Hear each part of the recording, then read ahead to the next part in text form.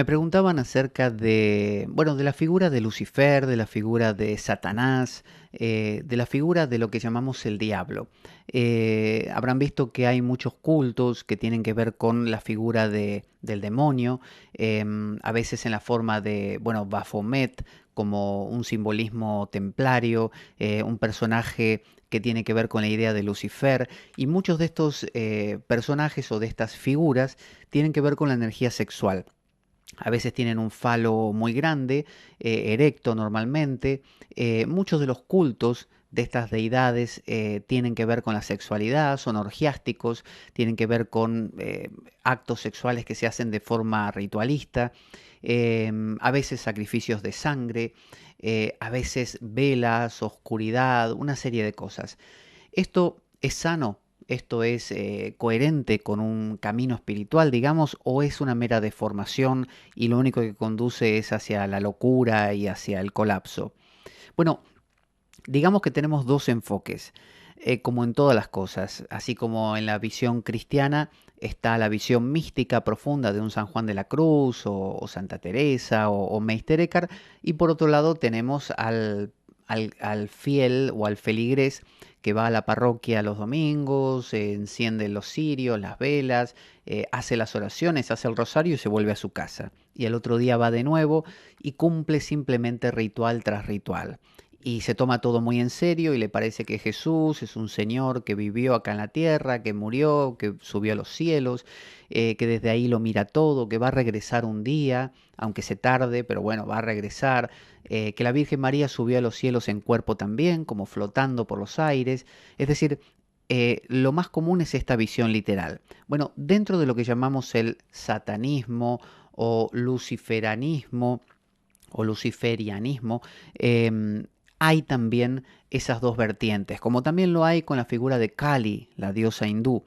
Eh, pero la característica de toda esta visión, digamos, más del lado que le llaman de la mano izquierda, ¿no? Lo que es demoníaco o satánico, tiene que ver, como dijimos, con lo oscuro, con la fuerza sexual, con la sangre, ¿no? Tiene que ver con lo que llamaríamos la especie.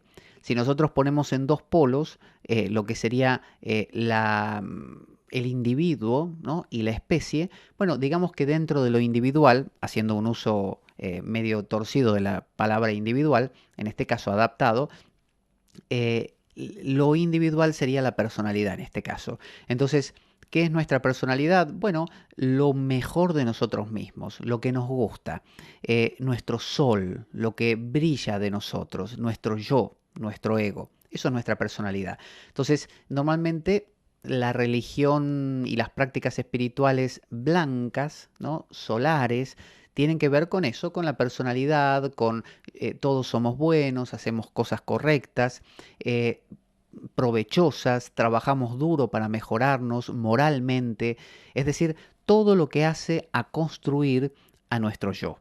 A un yo sano, a un yo funcional socialmente, entonces tenemos el buen cristiano, el buen budista, el buen musulmán, el buen hinduista, el político también, blanco, transparente, bueno, pero por otro lado, hay toda una línea que en la India se divide esto en mano derecha y mano izquierda. Mano derecha sería esto de la personalidad blanca y dulce y brillante. Y la mano izquierda sería el costado o el lado del contacto con fuerzas muy profundas. Entonces, estas fuerzas muy profundas son fuerzas que viven en la base de nuestra psique. Eh, lo llamarían algunos el mundo preternatural. El natural sería el de nuestra personalidad, ¿no? El blanco. El sobrenatural sería el de Dios, el trascendental. Y el preternatural es el que está en medio, sería el de ángeles y demonios.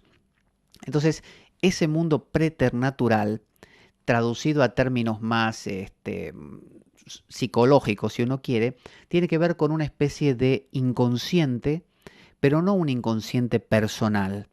Es un inconsciente colectivo, pero primitivo.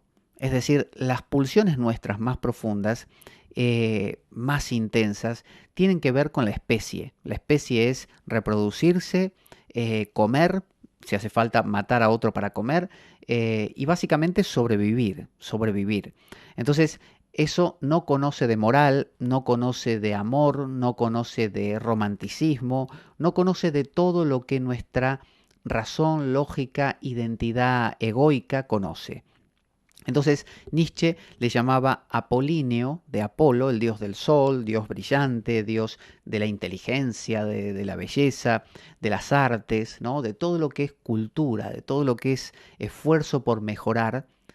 A eso le llamaba Apolíneo. Y por otro lado le llamaba Dionisíaco a todo lo que es voraz, todo lo que es orgiástico. Dionisio era un dios justamente que se dedicaba a beber mucho vino, sustancias alucinógenas, orgías, sexo desenfrenado. eh, Era el exceso, ¿no? El desmadre, diríamos. Bueno, eso es lo dionisíaco. Así le llamaba Nietzsche, lo apolíneo y lo dionisíaco. Los hindúes le dicen la mano derecha, apolíneo, la mano izquierda. Porque vieron que las manos se dice la diestra, que es la derecha, y la siniestra, que es la izquierda. Entonces, ¿qué es esta mano siniestra? ¿Qué es este Vamachara, camino de la mano izquierda? Que los hindúes hablan en el Tantra. ¿Qué es este camino dionisíaco que existía en Grecia? Estaban los apolíneos, como el oráculo de Delfos y todo lo que era apolíneo, y por otro lado estaba lo dionisíaco. Recuerden que Apolo vence a la serpiente Pitón. Y al vencer a la pitona, ahí es donde se da el oráculo de Delfos en ese sitio, él está venciendo ¿a qué? A la serpiente, a la tentación. Y en la India representan a la energía que vive en la base de la columna como Kundalini, la enroscada. Y es una serpiente. Entonces, cuando hablamos del culto luciferino, satánico, entendido en el buen sentido, nos estamos refiriendo a aquella persona que decide ensuciarse, decide meterse de lleno en el camino más difícil, que es en lugar de forjar un yo, ¿no? Muy equilibrado, es decir, cumplo los mandamientos, me convierto en buena persona, buen ciudadano, ¿no? Muy, digamos, estoico, como la filosofía estoica, es decir, soy bueno, cumplo reglas, cumplo normas, acato lo que llamaba la ética, el ethos, cumplo cosas. En lugar de eso, esperando conseguir ser un centro armónico con todo lo demás, en lugar de eso me meto en lo que hay por debajo. ¿Y qué hay por debajo? Bueno, fuerzas muy profundas que son como si fueran dragones. ¿Vieron cuando el príncipe tiene que ir a matar al dragón o vencer al dragón para conseguir qué cosa? Una joya. Y cuando consigue una joya, porque los dragones siempre guardan una joya, la protegen, o guardan dinero o tesoros, ahí consigue a la princesa, cuando trae esa joya. Es decir, el camino de la mano izquierda, el camino luciferino, recuerden que Lucifer era el ángel más bello del cielo y como se negó a adorar al ser humano, lo dice en el Corán también, se negó a adorar a Adán como la gran creación, porque dijo yo soy más que Adán, fue relegado a los infiernos, fue echado del cielo. Se negó a adorar o a prestar respetos a Adán. ¿Quién es Adán? Bueno, Adán es el ego, es yo, ese, que luego va a ser suplantado por el segundo Adán, Cristo, ¿no? Que es ya una como trascendencia de ese primer Adán. Bueno, ese Adán eh, no es respetado por Lucifer. ¿Por qué? Porque Lucifer es antes, es más, es todas las pulsiones de la especie, son intensas. Entonces, ¿qué sentido tiene meterse con las pulsiones de la especie? Bueno, que son potentes. Y al ser potentes nos pueden dar como una suerte de levantón, nos pueden dar como una especie de trampolín, de empuje, y nos pueden sacar del adormecimiento.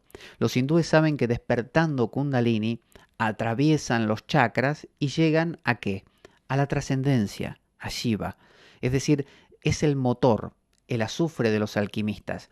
Entonces, decir el azufre en la alquimia, decir Lucifer o Satán para muchos, por eso la cruz invertida, representa como no la oscuridad y la torpeza y la estupidez, representa justamente el camino en ir al choque, En lugar de ir poco a poco forjando un ego muy sano que de a poquito me permita ir captando la idea de que el ego no es lo único que existe, sino que todas las cosas están unidas y que somos uno, ese camino dulce y progresivo puede hacerse en otra dirección de manera drástica y rápida. En la India dicen que el Vamachara, camino de la mano izquierda, da resultados muy rápidos, pero uno puede morir en el intento, o enloquecer, o perderse.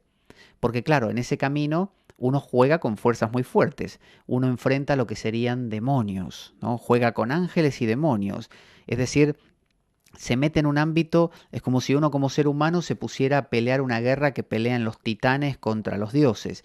Es una guerra donde uno es medio ajeno a todo eso. Bueno, hay gente que dice, yo me meto ahí porque yo quiero, no puedo esperar a que se produzca esto solo, tengo que conseguirlo ya. ¿Eso de qué depende? Bueno, los hindúes dicen que el que camina este camino es un vira. Tres tipos de personas tenemos.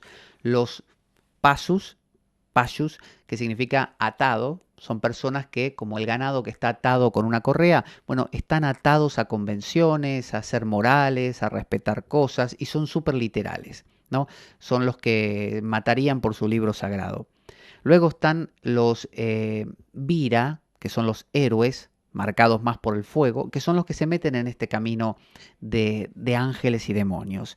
Y ahí está todo este culto, si así se lo puede llamar, de la magia del caos, de los tulpas, de los sigilos, eh, de las entidades, los elementales, con lo cual se puede tratar y todos ellos pueden darnos un levantón. Enfrentar a los propios demonios es el levantón más fuerte. Enfrentar a los demonios. Jesús antes de empezar su tarea fue al desierto. ¿Para qué? Fue al desierto a pasear, fue al desierto para ver al demonio, para encontrarse con él, porque sabía que eso lo iba a fortalecer. Ese es el camino del vira, del héroe. Y luego hay uno más, está el divya, el divino. El divino directamente abraza la unidad, ¿no? Deshaciéndose del ego, dejándolo atrás, pero también dejando atrás el camino del vira. No necesita enfrentarse a los demonios. A veces esto se da progresivamente. Un tiempo uno es pasu, un atado, cumple con reglas y normativas. Luego uno se anima a meterse con cosas muy intensas, hace kundalini,